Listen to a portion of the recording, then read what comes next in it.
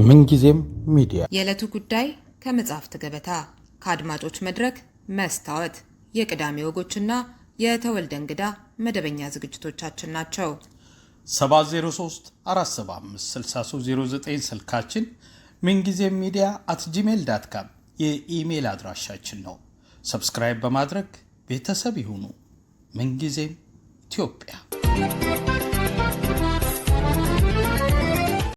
ሰላም ጤና ይስጥልኝ። የምንጊዜም ሚዲያ ቤተሰቦች የዕለቱ ጉዳይ ፕሮግራማችን ጀምሯል። ወቅታዊ የኢሚግሬሽን ጉዳዮች ላይ ያተኩራል። ጠበቃ ሙሉ ዓለም ጌታቸው እንግዳይ ነው። ሪዮት ዓለሙ ፕሮግራሙን አዘጋጅቼ ያቀርብላችኋለሁ። ላይክ እና ሼር እያደረጋችሁ ተከታተሉን። ሙሉ ዓለም በጋበዝነ ቁጥር ያለመታከት በመገኘት ስለምታካፍለን ሙያዊ ጠቃሚ መረጃዎች በጣም አመሰግናለሁ። ትላንት ረቡዕ የአሜሪካ መንግስት ኢትዮጵያን ጨምሮ ከ12 ሀገራት $15,000 ቦንድ ለቪዛ ሊጠይቅ መሆኑ ተነግሯል። የትኞቹን የቪዛ አይነቶች የሚመለከት ነው? አመልካቾች ቦንዱን ማስያዝ የሚኖርባቸው መቼ ነው? የሚሉትና ተያያዥ ጥያቄዎችን ሊመልስ የሚችል ማብራሪያ ብትሰጠን። እሺ፣ አመሰግናለሁ ሬት በድጋሚ ስለጋበሽኝ። ትናንትና እንግዲህ የዲፓርትመንት ኦፍ ስቴት 12 ሀገሮችን ከዚህ በፊት ከነበሩት 43 ሀገሮች በተጨማሪ ማለት ነው የቦንድ ማስያዣ ወደ አሜሪካ ቪዛ ጠይቀው ሲገቡ እንደሚያስፈልጋቸው ዘርዝረው ተናግረዋል። ከዚህ በፊት ኦገስት 25 2025 አካባቢ ይመስለኛል ይሄ 43 አካባቢ ሀገራትን የሚያካትት የቦንድ ሬጉሌሽን አውጥተው ነበር። በፌደራል ሬጉሌሽን ላይ ፐብሊክ ኖቲስ ሰጥተው ነበር። ከጃንዋሪ 2025 ጀምሮ ይሄ አፕሊኬብል ሆኗል። ብዙዎቹ እነዚህ 43 ሀገሮች የአፍሪካ ሀገሮች ናቸው። እንግዲህ ይሄ ፓይለት ፕሮግራም ነበር ተብሎ የተጀመረው። ማለትም ለጊዜው ሙከራው ታይቶ ሰክሰስፉል የሚሆን ከሆነ በሌሎች ሀገሮችም ኢምፕሊመንት እንደሚደረግ ታስቦ ነበር። እንግዲህ ብዙ የፓይለት ፕሮግራሙ የሄዱበት አይመስልም። ጀስት አዲሽናል ሀገሮችን 12 ሀገሮችን በዚህ ፓይለት ፕሮግራም ላይ ጨምረዋል። የቦንድ ጥያቄው 5,000 10,000 እና 15,000 ነው የሚሆነው። እስካሁን በተመለከትነው በተለይ ዛምቢያ፣ ዚምባብዌ ላይ እና ተመሳሳይ ሀገሮች ላይ ስትሪክትሊ እየተገበሩት ነው። 15,000 ነው የሚያዙት። ስፔሲፊካሊ ቪዛ ታይፑ B1 ኤንድ B2 ቱሪስት ኤንድ ሾርት ተርም ቢዝነስ ትሪፖችን የሚመለከት ነው። በጣም ብዙ ሰዎች እንግዲህ የምታውቂያቸው አርቲስቶች፣ ታዋቂ ሰዎች እንደገና ደግሞ ቤተሰባቸውን መጠየቅ ለሚፈልጉ ሰዎች የሚመጡበት የአጭር ጊዜ ቆይታ ነው። ብዙ ሰዎች በB1 በB2 መጥተው ወደ አሳይለም የሚገቡበት፣ አንዳንድ ጊዜ በትዳር አጀስት የሚያደርጉበት ወይ እዚህ መጥተው በተማሪነት የሚቀሩበት ሁኔታዎች ነበሩ ከዚህ በፊት ማለት ነው። እና B1 B2 በጣም ፌመሱ ብዙ ሰው አሜሪካን ኤምባሲ ላይ የሚጠይቀው ቪዛ ነው። ቤተሰብ ያለውም ቤተሰብ የሌለውም ሰው ማለት ነው። እና ምናልባት ለአድማጮቻችን ግልጽ ለማድረግ ምን እንደሆነ ይሄ B1 B2 እንግዲህ ፕሮባብሊ 5,000 10,000 15,000 ነው። ግን ትላንትና ፖሊሲ ኖቲሱን ሲያወጡት 15,000 በሚለው የተናገሩት እንግዲህ አፕሊኬብል ፕሮሲጀሩ ያን ነው የሚያመለክተው። እንዴት ነው ተግባራዊ የሚሆነው? አንድ ሰው ቪዛ አፕሊኬሽን ሲሞላ ዴስ 160 የሚባለውን ፎርም የስ ኤምባሲ ኦንላይን ላይ ገብቶ ሲሞላ ለቪዛ ስኬጁል ያደርጋል። የቪዛ ኦፊሰሩ ይሄ ሰውዬ ወደ አሜሪካ ለመሄድ ለቢ1 ለቢ2 ወይም ደግሞ አፕሊካንቱ ኳሊፋይ የሚያደርግ ከሆነ የዛ ሰዓት ላይ ግን አንዳንድ ስጋቶች ካሉት ለምሳሌ ፋይናንሻሊ አሜሪካ ውስጥ ሄዶ የአሜሪካ ፐብሊክ ላይ የሚወድቅ ነው ብሎ ካሰበ፣ ከዚህ ፊት ያለው የትራቭል ሂስትሪ በጣም አነስተኛ ከሆነ ያለመመለስ ሲቹዌሽን አለ ብሎ ካሰበ እዛው ይወስንና የ5,000 10,000 15,000 ቦንድ ይጠይቀዋል ማለት ነው። አፍሪካ ሀገሮች ላይ እስካሁን አፕሊኬብል የሆኑ እነዚህ የጠቀስኩልሽ ሀገሮች ላይ ስትሪክትሊ ነው የተገበሩት። ሁሉንም የሚጠይቅ ሰው ላይ ነው አፕሊኬብል የሆነው። ስለዚህ በእኔ ግምት ኢትዮጵያ ላይም ስትሪክትሊ አፕላይ ሊያደርጉት ይችላሉ። አንሌስ በጣም ብዙ ኤክስቴንሲቭ የሆነ ትራቭል ሂስትሪ ያላቸው ኢኮኖሚካል ታያቸው ስትሮንግ የሆነ ከኢትዮጵያ ጋር እና ይህ አይነት የቦንድ ጥያቄ አያስፈልጋቸውም ብለው ካላመኑ በቀር ማለት ነው። እና በአብዛኛው ግን 100% አካባቢ ወይም ደግሞ ቢያንስ ከ90% በላይ ይሄን አፕሊኬብል ሊያደርጉ እንደሚችሉ ገምታለሁ። ቪዛ ከማግኘት አለማግኘት ጋር የሚገናኝ ነገር ይኖረዋል? ማለትም 15,000 በመቀመጡ የቪዛ አፕሮቫል ሬት ከፍ ይላል ማለት ነው። እሱ እንግዲህ ማየት ይኖርብናል። ፕሮባቢሊቲ ሊጨምር ይችላል። 15,000 ማስያዝ ከቻለ አንድ ሰው ይመለሳል የሚል ግምት ሊያድርባቸው ይችላል። ግን እንግዲህ ለዚህ ነው የፓይለት ፕሮግራሙን አንዱ የመሰረቱት ማለት ነው። እስቲ ማለት ምን ያህል ኢኮኖሚካሊ ይሄ ነገር ሰዎችን ሞቲቬት አድርጎ ኢንሴንቲቫይዝ አድርጎ ወደ ሀገራቸው ይመልሳቸዋል የሚለውን ነገር በደንብ ቼክ ያደረጉት አይመስለኝም። ኢን ሪያሊቲ አሜሪካ ውስጥ ለመምጣት ሰዎች 15,000 ሊከፍሉ ይችላሉ። እዚህ መጥተው አሳይለም ፋይል ማድረግ የሚችሉ ከሆነ ወይም ደግሞ በሜሬጅ አጀስትመንት ወይም በተለያዩ አጀስትመንቶች አሜሪካ ውስጥ መቆየት የሚችሉ ከሆነ ምክንያቱም በኢሚግሬሽን ሂደት ውስጥ እኔ ወደ አሜሪካን ሊጋል ሲስተም ውስጥ ከመግባቴ በፊት በኢንተርናሽናል ደረጃ ኢሚግሬሽን ፕራክቲስ አድርጌያለሁ በግሎባል ሌቨል እና አጠቃላይ ትልልቅ ሎንግ ዲስታንስ ማይግሬሽኖች የሀብታሞች ማይግሬሽን ነው እንጂ የድሆች የሎር ሌቨል ኢንካም ያሉ ሰዎች አይደለም። ለምሳሌ ወደ አውሮፓ በመርከብ የሚሄዱ ሰዎች ብዙ ጊዜ ድሆች ነው የሚመስሉ፣ ግን በአብዛኛው በሀገራቸው ሌቨል አፐር ሚድል እና ሚድል ኢንካም ላይ የደረሱ ሰዎች ናቸው። ይህን በጣም ሎንግ ዲስታንስ ትራቭል የሚያደርጉት በሀገራቸው ሌቨል፣ በአውሮፓ ሌቨል፣ በአሜሪካ ሌቨል ላይሆን ይችላል እና በአብዛኛው እነዚህ ሎንግ ዲስታንስ ጉዞዎች የትልልቅ ሀብታሞች ወይም ደግሞ ሚድል ኢንካም ላይ የገቡ ሰዎች ጉዞ ነው እና ዲስከሬጅ የማድረጉ ቻንስ አነስተኛ ነው ብዬ ነው የማስበው በአንድ በኩል።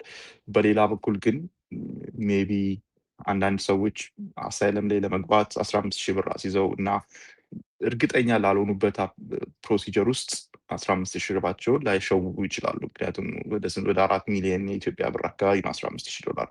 ከዚህ አንጻር ማሲቭ የሆነ ዲስከሬጅመንት ይኖረዋል። ግን እስቲ we have to see that ምን ያህል ይሄ ነገር ሊሆን የሚችል። ስለዚህ ያን ውጤቱን ሳይመለከቱ ቪዛ አፕሮቫልን ይጨምራሉ የሚል እምነት የለኝም። 15,000 ብር ስላስያዘ እንፍቀድ የሚል ቴንደንሲዎችን ላይከተሉ ይችላሉ። ውጤቱ ግን ኢንሴንቲቫይዝ የሚያደርግ ሰው ከሆነ ሰዎች እንዲመለሱ እንግዲህ ይሄ ማይክሮ ሌቨል ኢንሴንቲቭ ነው። ምናልባት የቪዛ አፕሮቫሉ ሊጨምሩ ይችላሉ። ምክንያቱም ለምሳሌ አሁን አንቺ የኢሮፒያን ብትሆኚ ብሪቴን ዜጋ ብትሆኚ ቪዛ የማግኘትሽ አንደኛ ቪዛ አያስፈልግሽም፣ በኢስታ ነው የምትመጪው። ግን ኢቭን ቪዛ የሚያስፈልጋቸው ሰዎች አሉ። ለእነሱ እንኳን በቀላሉ ነው የሚያገኙት። ምክንያቱም ለምሳሌ ኳታር፣ እንደገና ዩኤኢ ዜጋ ብትሆኝ እነዚህ የመመለስ ቻንስሽ ኦልሞስት 99% ነው። ስለዚህ የመከልከል ቻንስሽ በጣም እየጠበበ ነው እና የዚህ 15,000 ፓይለት ፕሮግራም በኋላ ላይ ሰዎችን በጣም ማሲቭሊ ኢንሴንቲቫይዝ አድርጎ ወደ ሀገራቸው እንዲመለሱ የሚያደርግ ከሆነ የስ ቪዛ አፕሮቫልን ሊጨምር ይችላል፣ ፕሮግራሙንም ሊያስቀጥሉት ይችላሉ የሚል ግምት አለ። እሺ፣ አሁን ደግሞ ማህበራዊ ሚዲያ ላይ ወደ አጋራኸው ሌላ የፎክስ ሰበር ዜና ልለፍና የዌልፌር ማጭበርበር ዲፖርት ሊያስደርግ የሚችል ሆኖ በድምፅ ምርጫ ስለመመዝገቡ የሚያትተውን ዜና እዛ ላይ እስኪ መረጃዎችን ብትሰጠን። እሺ ቴንክ ዩ። ሜቢ ምናልባት እዚህ ጋር ተጨማሪ መግለጽ የምፈልገው ነገር አንዱ በፌዴራል ሬጉሌሽን ላይ ካወጡት ሂደት ለምሳሌ ላስት ይር ይመስለኛል ጁላይ 2025 የኢትዮጵያን የቪዛ ገደብ አውጥተዋል። ለምሳሌ አንድ ኢትዮጵያዊ ከኢትዮጵያ ተነስቶ አሜሪካ ሲመጣ ከዚህ በፊት የሚሰጠው የቪዛ ታይፕ የ2 ዓመት መልቲፕል ኢንትሪ ነበር። አሁን የ3 ወር ሲንግል ኢንትሪ ነው። ምን ማለት ነው? በ3 ወር ውስጥ ቪዛው ከተሰጠው በ3 ወር ውስጥ ወይም በ90 ቀን ውስጥ አሜሪካ ውስጥ መምጣት አለበት። ከዛ በኋላ ደግሞ ሲንግል ኢንትሪ 1 ወር ቢቆይ ኦር 6 ወር ቢቆይ ከዛ በላይ መቆየት አይችልም። ሲመለስ በዛ ቪዛ ተመልሶ መግባት አይችልም። አሁን እንግዲህ የቦንድ ሂደቱ ሰክሰስፉል ከሆነ ወይም ደግሞ ከኤፕሪል 2 2026 ጀምሮ ምንድን ነው የሚሆነው? የ3 ወር ቪዛ ቢኖርሽም አሜሪካ ውስጥ ገብተሽ መቆየት የምትችይው ግን 30 ቀን ብቻ ነው። ስለዚህ ይሄን በጣም ማስበር ያስፈልጋል። ምክንያቱም እንደ ድሮ አንዳንድ ሰዎች 90 ቀን 60 ቀን ወይም ከዛ በላይ መቆየት እንችላለን ብለው ቢያስቡ የ15,000 ብራቸው ሊወሰድ ይችላል። ኦቨርስቴን ብቻ አይደለም እነሱ ያሉት የተለያየ የቪዛ ኮምፕላያንስ ሬጉሌሽን ነው የሚያሉ። ለምሳሌ ኤኒ ካይንድስ ኦፍ የቪዛ ቫዮሌሽን ለምሳሌ ብትሰሪ አሁን ብዙ ሰዎች አርቲስቶች ኢትዮጵያ እያሉ በስፖንሰር ተደርገው የመጡና በቢዋን በቢቱ እዚህ ገንዘብ የሚያገኙ ኢንቨስትመንት ውስጥ ይገባሉ። ወይም ደግሞ ሾርት ተርም ሳምቲንግ ሾው ውስጥ ወር ደግሞ ኮንሰርት ውስጥ ይገባሉ። ይሄ $15,000 ሊያሳጣቸው ይችላል። በአብዛኛው ያን ያህል ገንዘብም እዚህ ላይሰሩ ይችላሉ መጥተው እና ይህን በስነስርዓት ማየት ምንድን ነው ቪዛ ኮምፕላያንስ ማለት ኢትስ ኖት ኦንሊ የቪዛ ኦቨርስቲ አይደለም እና ህጉ ከመጡበት ዓላማ ጋር የማይገናኝ ከሆነ ማለት ነው ነገር ያ ቪዛ የማይፈቅድላቸውን ነገሮች የሚሰሩ ከሆነ 15,000 ብራቸውን ያጣሉ ማለት ነው። እሱ ብቻ አይደለም፣ የኦፊሰሩ ክፈሉ ሲላቸው ብቻ ነው መክፈል ያለባቸው። አስቀድሞ ለምሳሌ ብከፍል የበለጠ የማግኘት ቻንሴን ከፍ ያደርገዋል ብሎ ካሰቡ ገንዘቡ ተመላሽ አይሆንም ይላል በግልጽ። ቢከፍሉ እንኳን ገንዘቡ ተመላሽ አይሆንም። እንግዲህ ዊልሲ ምን ያህል የኮምፕላያንስ ሬጉሌሽኑ በጣም ለአሜሪካን መንግስቱ ስብስብ ነው የሚያደርገው። እሱ ብቻ አይደለም፣ ገንዘብሽ ቶሎ ላይመለስልሽ ይችላል። ኦፍኮርስ አይመለስልሽም ቶሎ። ለምሳሌ 15,000 ብርሽን ብትመለሺ ወዲያው የምታገኘው አይነት የገንዘብ ሂደት አይደለም። እስካሁን ባለው አፕሊኬሽን ሊቆይብሽ ይችላል፣ ያ ገንዘብ ሊያስብሽ ይችላል። ምክንያቱም የመንግስት ገንዘብ ከትሬጀሪ ዲፓርትመንት ውስጥ ስለሚሄድ ያ ፕሮሰስ እስከሚደረግ የራሱ የጊዜ ሂደት ውስጥ ይኖረዋል ማለት ነው። ግልጽ አይደለም በዶላርም ወይም ደግሞ በኢትዮጵያ ብር ወይ በሀገርሽ ፍራንክ መክፈል እንደምችልና እንደማችም እሱም ክሊር አይደለም። አንዱ የሰጡት ነገር ሊንክ ነው። በዚህ ሊንክ መሰረት ትከፍላላችሁ ነው። ስለዚህ ያ ሊንክ የሚቀበለው የዶላር አማውንት ብቻ ነው እና የፎሬን ከረንሲ ሊኖርሽ ይቀበል $15,000 ማለት ነው። ወደ ዌልፌር ፍራውድ እንምጣና እንግዲህ አንዱ ይሄ የ15,000 ብርም የቦንድ ሂደትን ተግባራዊ እንዲሆን አንዱ ከገፋፉት ከዚህ በፊት የኢሚግራንት ቪዛን ወደ አሜሪካ ሰዎች በኢሚግራንት ቪዛ የመምጣት ሂደትን ገደብ ጥለዋል። ለዛ ፐብሊክ ቻርጅ የሚለው እዚህ ዌልፌር ላይ ዲፔንደንት የሆኑ ኢትዮጵያውያን እና ትውልደ ኢትዮጵያውያን በጣም ብዙ ስለሆኑ ነው ያን እያደረግን ያለ ነው የትራምፕ አድሚኒስትሬሽን አንዱ የፖሊሲ ዳይሬክሽን የሚያመለክተው። ስለዚህ አሁን ደግሞ በዌልፌር ማጭበርበር የሚሰሩ ሰዎችም ዲፖርቴብል ክራይም እንደሆነ እና ያን የፈጸሙ ሰዎች ዲፖርት እንደሚደረጉ ገልጸዋል። ይሄ እንግዲህ አንዱ ዲሞክራቶች የተከራከሩበት መንገድ ምንድን ነው? አንድ ሰው ኦልሬዲ በተለይ ስታተሱ በግሪን ካርድ እና ከዛ በታች የሆኑ ከዛ በታች ስልሽ ነን ኢሚግራንት ስታተሶች ቢ1 ቢ2 ኤፍ1 ጄ1 እና ተመሳሳይ የቪዛ ደረጃዎች ከሆኑ ስቲል ማጭበርበሮችን በተለይ ዌልፌር ላይ ማጭበርበሮችን ከሰራ ዲፖርቴብል ክራይም ነው። ምክንያቱም ይሄ ሞራል ተርፒቲዩድ የሚባለው ከካራክተር ጋር የሚያዝ ስለሆነ አጀስት ማድረግ አይችልም። ግሪን ካርዱን ወይም ደግሞ ሌሎች ስታተሶችን ያጣል። እና እንግዲህ የፖለቲካል ፖይንት ማስቆጠሪያ ከመሆን የዘለለ ህጉ ላይ የሚጨምረው ብዙ ነገር የለም። እንግዲህ ህጉ ወጥቶ በሴኔቱም አፕሮቭ አድርጎት መመልከት ያስፈልጋል ምን አዲሽናል ፖይንቶችን እንደሚያካትት። ሞር ስትሪክተር ያደርገዋል።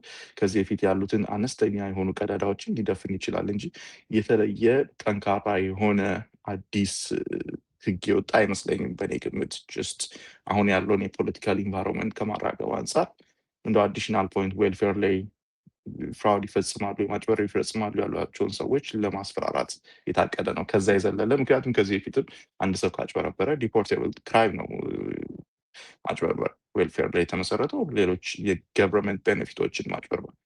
አሁን ምናልባት አዲሽናል ፖይንት የሚሆነው በዚህ ሰሞን በብዙ ሚሊዮን ብር ያጭበረበረን ሰው የፍሎሪዳ ስቴት ላይ የፌደራል ኮርት ሲቲዝንሽፑን ቀምጦታል። እና ያ ምናልባት አዲስ ነገር ሊሆን ይችላል።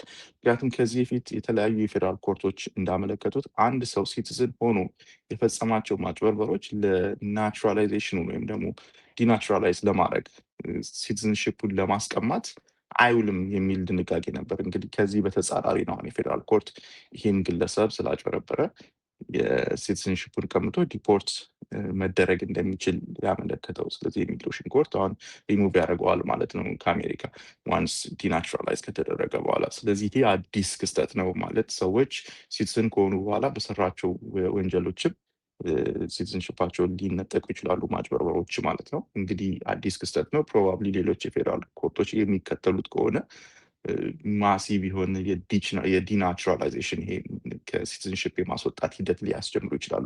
ሪፐብሊካን በሀውስ ውስጥ ፑሽ እያደረጉ ነው አዲስ ህግ ለማውጣት። ከዚህ በፊት ያለው ዲናቹራላይዜሽን ህግ በጣም ስትሪክት ነው።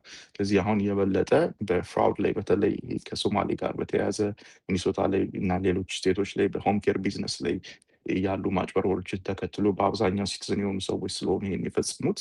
ስለዚህ እነሱ ላይ ኮንሰንትሬት ያደረገ ዲናቹራላይዝ ማድረግ ይፈልጋሉ የትራምፕ አድሚኒስትሬሽን እና ሪፐብሊካን አሁን ባላቸው ድምፅ ያለ ማሳለፍ ጥረት እያደረጉ ነው። እንግዲህ የፖለቲካል ባካፕ ሊያገኙ ይችላሉ። ዲሞክራቶችም ቅርቃር ውስጥ ሊገቡ ይችላሉ ይህን ነገር አለመደገፍ ማለት ነው። ምክንያቱም ፐብሊኩ ማጆሪቲ የሆነው የአሜሪካ ፐብሊክ ክራይም የፈጸሙ ኢሚግራንቶች አሜሪካ ውስጥ እንዲቆዩ አይፈልግም እና ሜይ ቢ ይሄ ፖለቲካል ሳፖርት ሊኖረው ይችላል የሚል ግምት አለ። እሺ አመሰግናለሁ። አሁን ደግሞ 200,000 የሚሆኑ ኢሚግራንት የትራክ ሾፌሮች መንጃ ፈቃዳቸውን ስለሚያጡበት ህግ ስለሱ ደግሞ እስኪ ያካፍለን። እንግዲህ አንዱ በትራምፕ አድሚኒስትሬሽን ላይ በተለይ ላስት 2 ይርስ የተመለከትነው ነገር የትራክ ድራይቨሮችን እያስቆሙ የኢሚግሬሽን ስታትሳቸውን የመጠየቅ እሱ ብቻ ሳይሆን ማናቸውም አደጋ ከኢሚግሬሽን ስታተስ ጋር የማገናኘት ነበረ። እንግዲህ የትራክ ድራይቨሮች የዲፓርትመንት ኦፍ ትራንስፖርት ባወጣው ሬጉሌሽን መሰረት ከዚህ በፊት አነስተኛ የሆኑ ግን ስቲል ከባድ የሆኑ አድሚን ህጎችን አውጥተው ነበረ። አንደኛው እንግሊዝኛ ቋንቋ ፕሮፊሸንሲ ነው። ሌላኛው የኢሚግሬሽን ስታተስ ነው። እንደገና ደግሞ በአንድ ስቴት ውስጥ የሚኖርበት የእድሜ ደረጃ ማለትም ሬዚደንሲ ሂስትሪ፣ እነዚህን ሁሉ የሚመለከት ነው እና አሁን ላይ የኢሚግሬሽን ስታተሳቸውን ግሪን ካርድ ኤንድ ሲቲዝን ያልሆኑ ሰዎች ጠቅላላ የኮሜርሻል ትራክ ድራይቨር ላይሰንስ እንዳይኖራቸው ነው የዲፓርትመንት ኦፍ ትራንስፖርት ያወጣው አድሚን ሬጉሌሽን ማለት ነው። ተመሳሳይ በህግ ደረጃም ባይሆን ተመሳሳይ ሜሞራንደም ከዚህ በፊት ሰርኩሌት አድርገው ነበር። በዛ ሰዓት ላይ የዩኤስ ፖስታ ብቻ ከቀጠራቸው 67% ኢሚግሬሽን ስታተሳቸው ግሪን ካርድ ኦር ሲቲዝን ያልሆኑ ነበሩ እና አጠቃላይ ፖስታዎች፣ ሜሎች ከአንዱ ስቴሽን ወደ አንዱ ስቴሽን መዘዋወር ራሱ ቆሞ ነበር እና የፈጠረው ክራይስ በጣም ማሲቭ ነበር። ስለዚህ አይ ዶንት ኖ ይሄኛው 200,000 ሰዎችን ከቢዝነሱ ከዚህ ከትራክ ቢዝነስ ማስወጣት እና ቫያብል እንደሚሆን፣ ምክንያቱም የሳፕላይ ቼን ኤንድ የትራንስፖርቴሽን ሂደት በጣም መሰረታዊ ነው። ከዚህ በፊት ላለው የኢንፍሌሽን ሬት በተለይ በኮቪድ ሰዓት ትልቅ ሚና የተጫወተው አንዱ ይሄ የትራንስፖርቴሽን ኮስት ነው ኤንድ ሳፕላይ ቼን ኢሹ ነው እና አሁንም ይህን ያክል የትራክ ድራይቨሮችን ከማርኬቱ ማስወጣት የሚፈጥረው ክራይሲስ በጣም ማሲቭ ነው። ግን አይ ዶንት ቲንክ እንግዲህ አሁን ያለ ኢሚግሬሽን ኢንፎርስመንት ብዙ ስለ ኢኮኖሚው ኮንሰርን እያደረገው ያለ አይመስልም። እንደ አንድ ማስወጫ መንገድ ሂዳት በለው እንዲሄድ አድርገው አይነት ነገር ይመስላል። ሊሆን ይችላል። ግን ስቲል እንግዲህ አንድ ሰው የትራክ ድራይቨር ላይሰንሱን ቢያጣ ኮሜርሻል ላይሰንሱን ቢያጣ ከሀገሪቷ ይወጣል። ሜቢ ሊሆን ይችላል አንድ የማስወጫ መንገድ ሊሆን ይችላል። በዚህ ውስጥ በጣም ብዙ በቦርደር የገቡ እንደገና ደግሞ ስታትሳቸው ፔንዲንግ አሳይለም ሆኖ ሌሎች ደግሞ የስራ ፈቃድ ብቻ ኖሯቸው የሚነዱ ሰዎች አሉ። ራሱ ይህን ላይሰንስ ማግኘት ቀላል አይደለም። ብዙ ትምህርት ወስደሽ ብዙ ፈተናዎችን አልፈሽ የምታገኙ ነው። ትልቅ ኮንሰንትሬሽን፣ ትልቅ ጥረት፣ ትልቅ ኤፈርት የሚፈልግ ነው። እንግዲህ ያን ነው አሁን እያሳጧቸው ያለ። በአንድ 200,000 ድራይቨሮችንም መተካት የሚችልበት ሂደት ያለ አይመስለኝም። እንደነገርኩሽ ከዚህ በፊት ይህን ለማድረግ ሞክረው ነበር። ኦልሞስት የትራንስፖርቴሽን ሂደቱን ማሲቭ ጋፕ ፈጥረው ምንም መተካት ስላልቻሉ ነው። ከእንደገና ስፔሻሊ ለዩኤስ ፖስታ አገልግሎት ማለት ነው እንግዲህ የፌዴራል መንግስት ኮንግረስ በጸደቀለት የተቋቋመ ድርጅት ነው። ስለዚህ አይ ዶንት ኖ ምን ያህል ይሄ ቫያብል እንደሆነ ግን ዊል ሲ። የዲፓርትመንት ኦፍ ስቴት ሴክሬታሪ ስትሮንግሊ ይሄን ባክ ያደረገው ሳፖርት ያደረገው፣ ስለዚህ የምንመለከተው ይሆናል። የዲፖርቴሽን ወሬ ረገብ ያለ ይመስል ነበር አይደለት? በመሀል የሰለሞን መጣ እንጂ ከአንተ ፔጅ ላይ እንደዚሁ ያጋራኸውን ሳይ አይስ ግን በጣም ትልቅ ማጎሪያ ቦታ መግዛቱን ያሳያል እና ስለዚህ እንደውም ተጠናክሮ ይቀጥላል አይነት ስሜት የሚሰጥ ነው። እስኪ ስለሱም አጫውተን። አንዱ ኮንፊውዚንግ ትሬንድ እንግዲህ ከዚህ በፊት ብየዋለው፣ በኢሚግሬሽን ኢንፎርስመንት ውስጥ ሁለት አይነት ሰዎች አሉ ወይም ሁለት አይነት ፖሊሲ ሜከሮች አሉ። የመጀመሪያ ሃርድ ላይን ፖሊሲ ሜከሮች ናቸው። እነዚህ ብዙዎቹ ምንም አይነት የኢኮኖሚ ባክግራውንድ የላቸውም፣ የቢዝነስ ባክግራውንድ የላቸውም። ለምሳሌ እንደ ስቴፈን ሚለርን ታሪኩን ብትመለከቺ ከትምህርት ቤት ወደ ፖሊሲ ሜከር ወይም ፖሊሲ አድቫይዘር ሮል ነው በአንዴ ትራንስፈር ያደረገው እና ዋሽንግተን ዲሲ ላይ ነው በጣም ብዙውን ጊዜ ያጠፋው። ምንም አይነት የቢዝነስ ባክግራውንድ የለው፣ የፖሊሲ ሜከር ነው እና ኮንሰርን የላቸውም እንደነሱ አይነት ሃርድ ላይነሮች ማለት ነው። የአዘር የኢኮኖሚ ባክግራውንድ ያላቸው ኢቨን ቶም ሃም እንኳን አትሊስት ከመንግስት ስራ ከወጣ በኋላ ቦርደር ዛሬ የሚባለው እሱም የራሱ የሆነ የቢዝነስ ሴክተሮች ውስጥ ኢንቮልቭመንት አለው እና ቢዝነሱን የሚያውቁ ሰዎች አሜሪካ ምን ያህል ልትጎዳ እንደሚችል አንደርስታንድ ያደርጋሉ እና ኢንፎርስመንት ሂደቱ ውስን የሆነ ታርጌትድ የሆነ እንዲሆን ይፈልጋሉ። ፖሊሲ ሜከር የሆኑና ምንም አይነት የቢዝነስ ሪል ወርልድ ኤክስፒሪየንስ ኤክሰፕት ይሄ ፖለቲካል ስፔክትረም ውስጥ ከመሆኑ ውጭ ልምድና እውቀቱ የሌላቸው ሰዎች ግን ብዙ የሚመለከቱት ይሄ ፖሊሲ እና ፖለቲክስ ድራይቭ የሚያደርጋቸው ሰዎች ናቸው። ድሪቭን የሆነው የነዚህ ሰዎች ስትራቴጂ ጀስት የሪፕሌስመንት ቲዮሪ፣ እነዚህ ምንድነው የሚባሉት ስሙ ጠፋብኝ፣ ሶሪ ጀስት ልቶ እና በአብዛኛው ድራይቭ የሚያደርጋቸው የነዚህ የፖለቲካል ሃርድ ላይን የዋይት ሱፐርማሲስት አይዲዮሎጂ ነው። ወይም ደግሞ ነጮች ሊተኩ ነው የሚለው እና እነዚህ ስቲል ስትሮንግሊ ፑሽ እያደረጉት ነው። ለምሳሌ በእኔ እምነት የዚህ የስቴት ዲፓርትመንት ውሳኔ አንዱ አቀንቃኝ አሁን በቅርብ በኮንግረስ አፕሩቭ ተደርጎ የገባ ወይም ደግሞ ሴኔቱ ያጸደቀው ግለሰብ አለ እና ይሄ በግልጽ የአሜሪካ ነጮች የመተካት ስጋት አለባቸው ብሎ የሚያስብ በዚህ በጽሁፉ ላይ አድቮኬት ያደረገ ነጮች ስፔሻል ዩኒክ የሆነ ካልቸር አላቸው አሜሪካዊ የሆኑ ግን ሌሎች ደግሞ ማንነቶች ይህን የነጭን ካልቸር እየዋጡ ነው ብሎ የሚያስብ ግለሰብ በቅርብ ወደ ስቴት ዲፓርትመንት በሴኔት ኮንፈርም ተደርጎ ጆይን አድርጓል። የእነዚህ ሰዎች እንቅስቃሴ ይመስለኛል አሁን የኢኮኖሚካል አስፔክቱን ምንድነው ሊያመጣ የሚችለው? ለምሳሌ ትልልቅ የአሜሪካ የኢንተርቴንመንት ሲሪዎች ላይክ ኒውዮርክ ላይክ ቬጋስ እነዚህ ትልቅ ጋፖች እየፈጠሩባቸው ነው። ቬጋስ ላይ ብትሄጂ አሁን በጣም ቢዝነስ ተቀዛቅሷል። ብዙ ሰዎች ስራ አጥ እየሆኑ ነው። ሆቴሎች እያማረሩ ነው። ተመሳሳይ በፍሎሪዳም እንደዚህ አይነት ዜና ትሰሚያለሽ። ለምሳሌ የስቲል ፋክተሪዎች ሰዎች ብዙ እያማረሩ ነው። ምንም መስራት አልቻሉም። ኮንስትራክሽን ቀዝቅዟል። አዳዲስ ቤቶች አይሰሩም። እነዚህ ሁሉ የሚያመለክተው የኢኮኖሚ ሂደት በጣም እየቀዘቀዘ ነው እና ይህም የሚገባቸው ሰዎች ኢንፎርስመንቱ ታርጌትድ እንዲሆን ነው ፑሽ እያደረጉ ያሉ። ለምሳሌ ሚኒሶታ ላይ ሁለቱ ትዊን ሲቲዎች ብቻ ከ500 ቢሊዮን የሚሆን ዶላር ሉዝ አድርገዋል በኢንፎርስመንት ሂደቱ ብቻ ማለት ነው። ኮንቲኒየስሊ በየግማሽ ዓመቱ ያ የኢሚግሬሽን ኢንፎርስመንት ያመጣው ድባብ ተመሳሳይ የሆነ ገንዘብ ኢኮኖሚ ሉዝ እያደረገ እንደሆነ ነው ጥናቶች እየጠቆሙ ያሉት። ስለዚህ ይሄን ሁሉ የሚመለከቱ የሚገነዘቡ ሰዎች ኢንፎርስመንቱ ታርጌትድ እንዲሆን ይፈልጋሉ። ሌሎች ሃርድ ላይነሮቹ ደግሞ ምንም ግድ አይሰጣቸውም። ኪፕ ማድረግ ያለብን አሜሪካን በማንኛውም ዋጋ በማንኛውም ሳክሪፊኬሽን የምንፈልገውን የፖሊሲ የነጭ ሀገር ነው የነጭ ብቻ እናደርገዋለን ኢሚግሬሽንን እስካልገደብን ድረስ ደግሞ ሪፕሌስ እንደረጋለን ብለው የሚያስቡ ናቸው እና በሁለቱ መካከል ያለ እንቅስቃሴ ነው። ሶስተኛ ደግሞ ከዚህ ሂደት የሚያተርፉ ሰዎች አሉ ማለት ከኢሚግሬሽን ኢንፎርስመንት ለምሳሌ አንዱ ጂኦ ነው። ይሄ የዲቴንሽን ሴንተሮችን ራን የሚያደርገው ነው። እሱም ብቻ አይደለም ራን የሚያደርገው አንክል ሞኒተሮችን ይገጥማል ኢሚግራንቶች ላይ ማለት ነው። እነዚህ አሁን የትራምፕ አድሚኒስትሬሽን ላይ ያሉ ሰዎችን ብዙ ሰዎች እንዲታሰሩ ፑሽ እያደረጉ ነው። ሌላ ዲቴንሽን ሴንተሮችን ኮንስትራክት የሚገነቡ የሚሸጡ ሰዎች ከዚህ አድቫንቴጅ ያገኛሉ። ስለዚህ ኦልሬዲ ዲፓርትመንት ኦፍ ሆምላንድ ሴኪሪቲ ወይም የሀገር ውስጥ የደህንነት መስሪያ ቤት ለዚህ አሳይን ያደረገው ገንዘብ አለ። ስለዚህ ያ እስከጸደቀ ድረስ ይሄን ኢሚግራንቶች ታሰሩም አልታሰሩም ብዙ ዌርሃውሶችን እየገዙ ነው። የኢሚግሬሽን ዲቴንሽን ሴንተሮችን እየገነቡ ነው።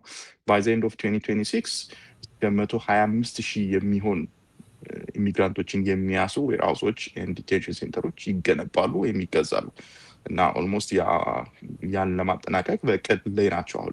አሁን ያለው እስረኛ ቁጥር ወደ 80,000 ይደርሳል። ከዚህ ውስጥ ከ80 እስከ 90% ምንም አይነት ክሪሚናል ኮንቪክሽን ሂስትሪ የለውም እና የወንጀል ሪከርዱ ከኮንቪክሽን በታች የሆነ ወይም ደግሞ ምንም አይነት ወንጀል የሌለበት ነው በአብዛኛው የታሰረው ማለት ነው። አንድ ማስተዋል ያለብን ነገር የኢሚግሬሽን ቫዮሌሽን የሲቪል ቫዮሌሽን እንጂ የፍትሐ ብሔር የሚባለው በኢትዮጵያ ቫዮሌሽን እንጂ የወንጀል ቫዮሌሽን አለ ወንጀል አይደለም። ለምሳሌ ቦርደር አቋርጦ መግባት ሁለቴ ጊዜ አንዴ ዲፖርት ተደርገሽ ሁለተኛ ጊዜ ተመልሰሽ ካልገባሽ በቀር ማለት ነው እና በአብዛኛው የኢሚግሬሽን ቫዮሌሽን የፈጸመ ሲቪል ቫዮሌሽን ኦር ደግሞ ምንም አይነት ቫዮሌሽን የሌለው ነው በዚህ ሂደት ውስጥ ያለው ማለት ነው።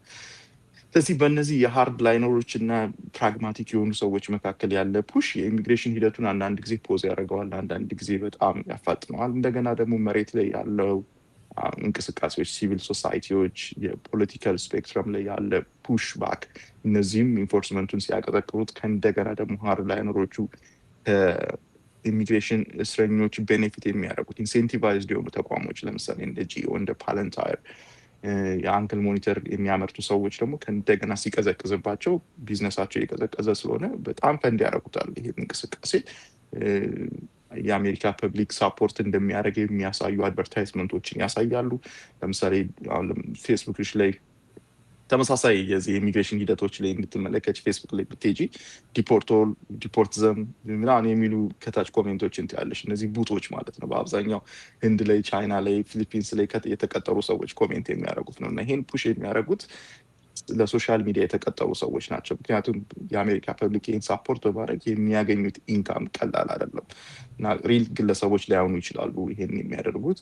ብዙዎቹ እንደሚያሳዩትም አሁን ለምሳሌ ትዊተር እነዚህ ኮሜንቶች ከየት ሀገር እንደሆኑ የሚያሳይ ሴክሽን አለው እና ያን ስትመለከች ከህንድ ነው የአሜሪካ ባንዲራ ነው ያላቸው።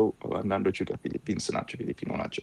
ይሄ ተከፍሏቸው በጣም በርካሽ ገንዘብ ቀኑ ሙሉ ዲፖርት ዘም እያሉ የሚውሉ ፐብሊክን ሳፖርት እንደሚያደርግ ለፖለቲከኞቹ በማሳየት ፖሊሲውን ፑሽ እንዲያደርጉ ከዚህ ኢኮኖሚ ኢንሴንቲቫይዝ የሚሆኑ ተቋሞች የሚያደርጉት እንቅስቃሴ ነው። እንግዲህ በእነዚህ መካከል ያለ ነው። ምን ሊፈጠር ይችላል? ይህን ቼክ ማድረግ አይችሉም እንዴ በቀላሉ ታዲያ? አሜን እንግዲህ አታላይ ምንድነው መሰለሽ ሳይኮሎጂ ነው። በሆነ መጠን አንቺ እንኳን ገብተሽ ከህንድ እንደሆኑ ብታቂ እንኳን የሚፈጥርብሽ ፕሬሸር አለ አንቺ አይምሮ ላይ።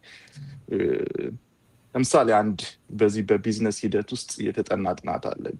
ፈርስት ቲንግ አንቺ የተናገርሽው ነገር ውሸት እንኳን ቢሆን የሰዎችን የዲሲሽን ሜኪንግ ፕሮሰስ በ30 እስከ 40% የመጫን አቅም አለው። አንድ ኤግዛምፕል ልንገርሽ። ስላንቺ በጣም መጥፎ ነገር ተናገረ አም ኪዲንግ ብል አሜሪካ ውስጥ የተለመደ ነው።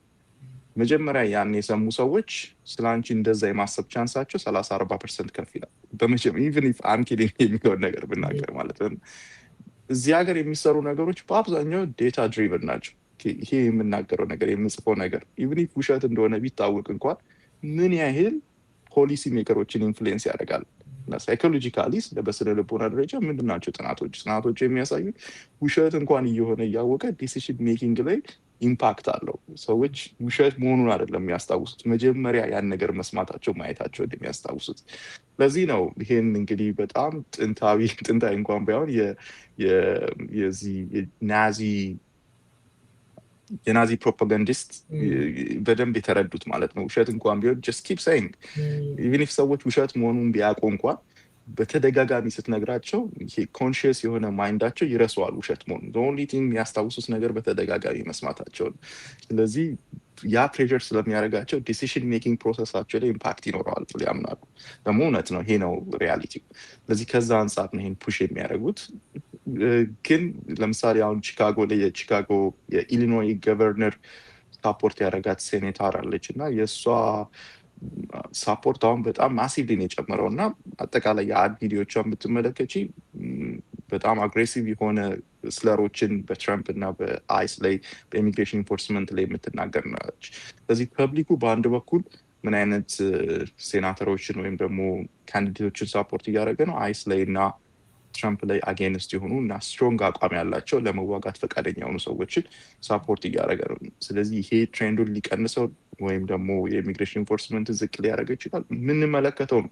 ፕሪዲክት ማድረግ እኔ ብዙ ጊዜ ለአንቺም ስናገር ነግሬያለሁ። ፕሪዲክት ላደረግ ነው፣ ግን እውነት የመሆኑ ቻንስ በጣም ደካማ ነው። ምክንያቱም ፕሬዲክሽን ኢዝ ቬሪ ሃርድ። ለምሳሌ ከዛሬ የአሜሪካን መንግስት የሚያክል ሀያል መንግስት የለም በአለም ላይ። ግን ኢራን ጦርነቱ ሲገቡ በ3 ቀን በ4 ቀን እንጨርሳለን ብለው ነው የገቡት እና አሁን እንግዲህ ስንተኛ ሳምንታችን ላይ ልንደርስ ነው። እና አንዳንድ ጊዜ ፕሬዲክሽን በጣም ከባድ ነው። ምክንያቱም መሀል ላይ የሚፈጠሩ የተለያዩ ኤሌመንቶች፣ የተለያዩ ፎርሶች ዳይሬክሽኖችን የመቀየር አቅም አላቸው። ስለዚህ አሁንም ሜቢ ሜይ ላይ፣ ጁን ላይ፣ ሜቢ ሴፕቴምበር ላይ ነገሮች ሊቀያየሩና ከምናስበው ውጭ ሊሆኑ ይችላሉ። ስለዚህ ሁሉ ጊዜ ሰርፕራይዝ ለመደረግ ዝግጁ መሆን ያስፈልጋል። እውነት ነው በጣም በተለይ በአሁኑ ዓለም ለተለዋዋጭ ሁኔታዎች ራስን ካላዘጋጀ ችግር መሆን ነው። አዳዲስ መመሪያዎችም ግሪን ካርድን በተመለከተ አሉ እና ወደ እነሱ ደግሞ እስኪ እንሂድ። ከምን አንጻር እስኪ? በፊት ቤተሰብ ጥየቃ የሚመጡ ሰዎች የማያጋጥማቸው አይነት ነገር አሁን ሊያጋጥማቸው እንደሚችል እና ያም ደግሞ ሪፖርት ሊያስደርግ የሚችል መሆኑ እንግዲህ የፖሊሲ ሂደቱ ኢሚግራንቶችን መቀነስ ነው በፖሊሲ ደረጃ አለው። ስለዚህ ግሪን ካርድ ላይ ስትሪክት የሆነ ሬጉሌሽን እየተገበሩ ነው። ከዚህ በፊት ያለውም ማለት ነው። ከዚህ በፊት አዲስ ነገር ያወጡት ነገር የለም ግሪን ካርድ ላይ። ግን ከዚህ በፊት ያለውን ለምሳሌ ከሀገር ውጭ የምትቆይበትን ጊዜ ያን ከተላለፍሽ ግሪን ካርድሽን የመንጠቅ ወደ ሪሙቫል ፕሮሲዲንግ የመውሰድ እንደገና ደግሞ ዌልፌር ላይ ዲፔንድ ካረግሽ ወደ ሲቲዝንሽፕ ስቴጅ ያን እንደ ኢሹ ማንሳት ታክስ ፋይል ማታረቂ ከሆነ ከአሜሪካ ጋር ያለሽ ኮኔክሽን በጣም አነስተኛ ከሆነ እነዚህን ትሪገር አድርጎ ከእንደገና ሬዚደንሽን ጥያቄ ውስጥ ማስገባት እነዚህን ነገሮች ከዚህ በፊት ባልተለመደ መልኩ እየተገበሩት ነው። ይህ ህጉ ላይ አለ። ግን ለምሳሌ አሁን አይኤንኤ ሴክሽን 221 ነው ቦንድን አስመልክቶ ያለው የኢሚግሬሽን ኦፊሰር ወይም ደግሞ የቪዛ ኦፊሰር ቦንድ የመጠየቅ መብት እንዳለው ዲስክሬሽነሪ ሮል ወይም ደግሞ ፓወር እንዳለ ይገልጻል። ግን የአሜሪካ መንግስት ይህን ተግባራዊ አድርጎት አያውቅም። አሁን ላይ ነው አዲስ ህግ ፈብርከው አይደለም ያመጡት ቦንድ ጥያቄ የነበሩትን እንዲሰሩ ማድረግ ነው። አሁን ኢሚግሬሽን በግሪን ካርድ ላይ ምንድን ነው የነበረው ነገር ተመሳሳይ ነው። አንድ ሰው ግሪን ካርድ ሲያገኝ ፐርማነንት ሬዚደንሲ ሲኖረው መኖር ያለበት በዋናነት አሜሪካ ውስጥ ነው። ያን ደግሞ ኢንቴንሽን መኖር እፈልጋለሁ ማለቱ ብቻውን በቂ አይደለም። ያን ማሳየት መቻል ይኖርበታል። ታክስ ፋይል ያደርጋል። ብዙውን ጊዜ አሜሪካ ነው የሚያሳልፈው። ብዙ ከአሜሪካ ጋር ትስስር አለ ወይ ከኦሪጂናል ወይም ከኦሪጂን ሀገሩ በላይ ማለት ነው። እነዚህን ነገሮች እስካላሳየ ድረስ ትሪገር ሊያደርግበት ይችላል። ከዚህ በፊት ሲቲዝንሽፕ ፋይል ስታደረጊ ሬዚደንሲሽን ሊሚትድ በሆነ መልኩ ነው ቼክ የሚያደርጉት። አንዳንድ ጊዜ ቀናቶች እንኳን ባይሟሉ ያን ፕሮሰስ አድርገው አፕሩቭ የማድረግ ሂደቶች ነበሩ። አሁን ያን ይመልሱታል። ኦል ሴርሞኒ ላይ እንኳን አሳልፎች ከዛ አስወጥቶ ከዛ የመመለስ ሂደቶች እየተመለከተ ነው። ምሳሌ ኢንተርቪው አልፈሽ ይህን ፕሮሰስ አፕሩቭ አድርገናል ብለው ኦል ሴርሞኒ ከቃለ መሃላ ሴርሞኒ የማስወጣታቸው ሂደት ኦልሞስት ዚሮ ነበር ከዚህ በፊት። አሁን ግን ብዙ ሰዎች የቃለ መሃላ ሴርሞኒ ላይ ደርሰው ያ ተሰርዞባቸው እንደገና ሲቲዝንሽፓችሁ ኳሊፋይ አታደረጉም፣ እነዚህ ነገሮች ኳሊፋይ እንደምታደርጉ አሳዩን የሚል ሪኩዌስት ፎር ኤቪደንስ እየተላከላቸው እየተመለከትን ነው። እና ይሄ ትሬንዶች እንግዲህ የነበረውን ግን በጣም ጽንፍ ድረስ የመውሰድ ያን በስትሪክትሊ የመተግበር ኢምፕሊመንት የማድረግ ሂደት ነው የምንመለከተው። በጣም ነው የማመሰግነው ሙሉ አለም። ሳልል ባላልፈውም ትለው መጨመር የምትፈልገው ሌላ ሰሞነኛ መረጃ ካለ ደግሞ ደስ ይላል። እንግዲህ አሁን ለምሳሌ ዎል ስትሪት ጆርናል በዚህ ሰሞት እየዘገበው አለ። እንግዲህ የሪፐብሊካን መጽሔት ነው። እነሱም ግን ኢኮኖሚ ላይ በደንብ ስኪን ኦን ዘ ጌም እንደሚባለው ስኪን ያላቸው ሰዎች ናቸው። ማለት በደንብ ኢኮኖሚን በደንብ የሚገነዘቡ ኮንሰርን የሚያደርጋቸው ሰዎች ናቸው። እና አንዱ ትሬንዶች የተመለከቱት ላስት ይር 2025 ላይ ወደ አሜሪካ ከገባው ሰው ይልቅ ከአሜሪካ የወጣው ሰው ለመጀመሪያ ጊዜ በልጡ። ማለት ፐርማነንትሊ ከአሜሪካ የወጡ ሰዎች ማለት ነው። እነዚህ ዲፖርት የተደረጉ ሰዎች ብቻ አይደሉም። በጣም ብዙ አሜሪካኖች አሜሪካን ለቀው እየወጡ። ለምሳሌ ፖርቹጋል ላይ የሚሄዱ ሰዎች በጣም ቺፐር ነው ከሌሎች ኢሮፒያን ካንትሪስ። በቀላሉ የፖርቹጋልን ሬዚደንሲ ፐርሚት ማግኘት ትችላለች። 500% ነው የጨመረው። አይርላንድ ብቻ ላስት ይር 10,000 አሜሪካኖችን ተቀብላለች ፐርማነንትሊ ሙቭ ያደረጉ ማለት ነው። አንዳንድ ሀገሮች በጣም በብዙ እጥፍ የሚሆን አሜሪካኖች ወደ ኢሮፕ እየተሰደዱ ነው። በ2008 ጋላፕ ፖል ባዘጋጀው ፖሊንግ ላይ ከ10 አሜሪካን አንድ አሜሪካዊ ብቻ ነበር አሜሪካን ለቆ መውጣት የሚፈልገው። አሁን በ2025 ላይ ከ5 አሜሪካን አንዱ ፐርማነንትሊ ከአሜሪካ መውጣት ይፈልጋል። ማሲቭ የሆነ አሜሪካንን መልቀቅ እየፈለጉ ነው አሁን። ይሄ ደግሞ ወደ ኢሮፒያን የሚሄዱ አሜሪካኖች ናቸው። ይሄ ዋል ስትሪት ጆርናል የሪፐብሊካን መጽሔት ወይም ደግሞ የኒውስ ኤጀንሲ የዘገበው ነው። የሚገርመው ነገር እነሱ ነጭ የሆነውን የኢሮፒያን ኦሪጂን ያለውን ሰው ነበር ወደዚህ ማምጣት የሚፈልጉት። ግን ኢንፋክት ምንድነው ሀፕን እያደረገ ያለው? ብዙ ኢሮፒያን ኦሪጂን ያላቸው ሰዎች ከአሜሪካ ወደ አውሮፓ ነው እንደውም ፐርማነንት እየተሰደዱ ያሉት። እና ይሄ አስደናቂ ትሬንድ ነው የምትመለከችው። እንግዲህ በዚህ ሂደት ውስጥ ነው ከእንደገና ስትሪክት የሆነ የኢሚግሬሽን ኢንፎርስመንት እየተገበሩ ያሉት ማለት ነው። በሌላኛ መንገድ ደግሞ ዓለም ለምሳሌ የኢራን ጦርነት ብቻ ዲቨሎፕድ ያልሆነውን ወርልድ ዲቨሎፒንግ የሆነውን ዓለም ወደ 10 ዓመት ወደኋላ መልሶታል። ኦንሊ ኢኮኖሚ በዚህ በኢራን ጦርነት የተጠቀመው የአሜሪካና የራሽያ ኢኮኖሚ ነው። ሁለቱ ማሲቭ የሆነ የኦይል ፕሮዳክሽን ስላላቸው የአሜሪካ መንግስት ከኦይል የሚያገኘው ጥቅም ጨምሯል። የራሽያ መንግስትን በተመሳሳይ ሌላው ሀገር ኢንክሉዲንግ ኢትዮጵያ ለምሳሌ ኢትዮጵያ ውስጥ ከ23% እስከ 30% የማርኬት ላይ ኢንፍሌት አድርጓል ብዙ ፕራይሶች ማለት ነው። እና የብዙ ሀገሮች ዴቨሎፕመንቶች ወደ 10 ዓመት ፑሽ ተደርጓል፣ ባክ ተደርጓል። ይሄ የሚያሳይሽ እንግዲህ ምን ያህል የኢሚግሬሽን ሂደቱን ከእንደገና ከደሃ ሀገሮች ሊጨምረው እንደሚችል ስጋት የሚፈጥር ነው። በሌላ በኩል እነዚህ አይነት ጦርነቶችን ራን ይደረጋል። በሌላ በኩል ደግሞ ይህ ጦርነቶች የሚያመጣቸውን የኢሚግሬሽን ኮንሲኩዌንሶችን ለመቀበል ፖሊሲው ፈቃደኛ ፖለቲካል ሰዎቹ ፈቃደኛ እየሆኑ አይደለም እና እንግዲህ ዓለም ወዴት እየሄደ እንደሆነ በጣም አሳሳቢ ነው። ዊልሲ በዚህ ሂደት ውስጥ አንዱ ነገር ራሳችንን ዝግጁ ማድረግ ይመስለኛል እና ትሬንዶችን በደንብ መመልከት። በጣም ነው የማመሰግነው። እሺ እኔም አመሰግናለሁ። ቴንክ ዩ። አድማጭ ተመልካቾቻችን ከጠበቃ ሙሉዓለም ጌታቸው ጋር የነበረኝ ቆይታ ይህንን ይመስል ነበር። በሌላ ጊዜ ከሌላ እንግዳና ርዕሰ ጉዳይ ጋር ቆያችኋለሁ። እስከዚያው ሰላም ነው። ምንጊዜም ሚዲያ የዕለቱ ጉዳይ ከመጽሐፍት ገበታ፣ ከአድማጮች መድረክ መስታወት፣ የቅዳሜ ወጎችና የተወልደ እንግዳ መደበኛ ዝግጅቶቻችን ናቸው። 703 475 6309 ስልካችን፣ ምንጊዜም ሚዲያ @gmail.com የኢሜል አድራሻችን ነው። ሰብስክራይብ በማድረግ ቤተሰብ ይሁኑ። ምንጊዜም ኢትዮጵያ።